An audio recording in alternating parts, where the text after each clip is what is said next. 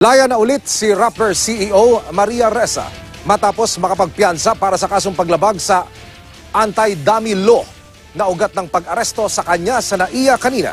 90,000 pesos ang inilagak ni Ressa sa Pasig Regional Trial Court Branch 265. Ayon kay Ressa, ikapitong beses na niya na itong nagpiyansa para sa iba't ibang kaso laban sa kanya.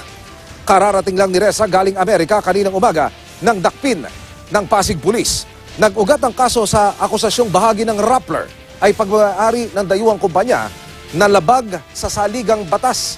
Itinanggi po yan ng Rappler. Git ni Ressa, hindi siya kriminal at ginagamit lang daw ang batas laban sa kanya. Ayon naman sa abogado ni Ressa, malinaw na harassment ang ginagawa sa kanyang kliyente.